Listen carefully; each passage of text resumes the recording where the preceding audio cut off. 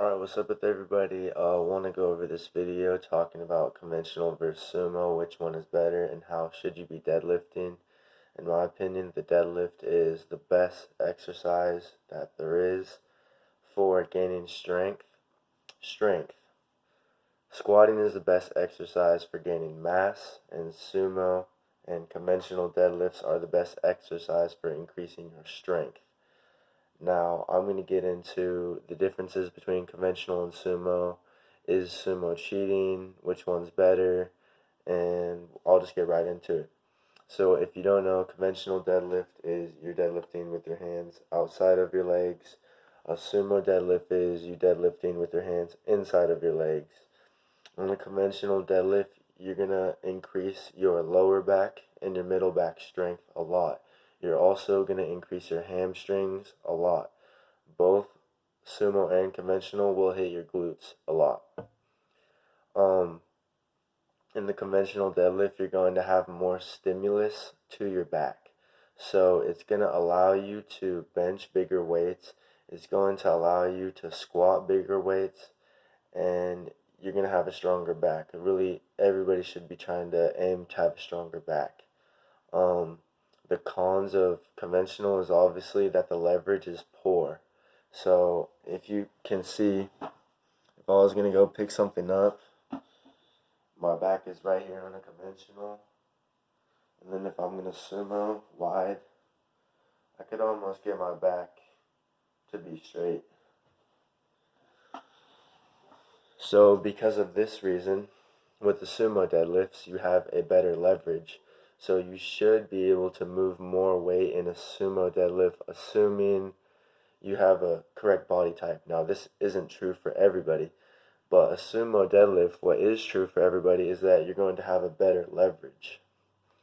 Because you have a better leverage, the way that I think about it is that if I'm going to do 10 heavy sets of deadlifts, I'm going to want to do them sumo because I'm going to be able to hit all of the sets with a more upright back. Now, if you're gripping the bar and not using straps, you're going to get a larger increase on your grip. If you're able to lift heavier weights, that's going to give you a lot of stimulus to your strength. So you're able to lift heavier weights, you're able to do more sets, and you're able to keep a more advantageous leverage. This is going to pay off a lot in the long run. But the only problem is with doing a lot of sumo, you're going to start to neglect your lower and middle back, which will help you out a lot in lifting generally. There's just good areas to have strong that people don't think about. When your sumo gets really strong, you're going to develop a good upper back and strong hips and legs. But when your upper back and hips and legs are going too far ahead and you're missing this chunk of your body, this isn't matched up, that's basically a recipe to get injured. So always train both. The best thing to do is have days for conventional and have days for sumo. If you're a sumo deadlifter, you like to deadlift sumo, then in your off season is when you should be basically training only conventional. Because if you already are really good at sumo and you increase your conventional, once you go back to your sumo, you're most likely going to be able to lift more weights. Even if you're not able to lift more weight on the deadlift, you will have developed better hamstrings, lower and middle back, which is going to pay off. One of the pluses of conventional, in my opinion, is that it's going to increase your bench because you're going to have a stronger base to push off of your entire back and spinal erectors. But with the sumo, if you like to squat really wide, it's going to build up strength in your hips and allow you to squat wider and have more bar control. Both deadlifts are going to help the squat. Specifically, sumo deadlifts are going to have a good synergy with somebody that likes to squat wide. Conventional deadlifts are going to help any type of squat.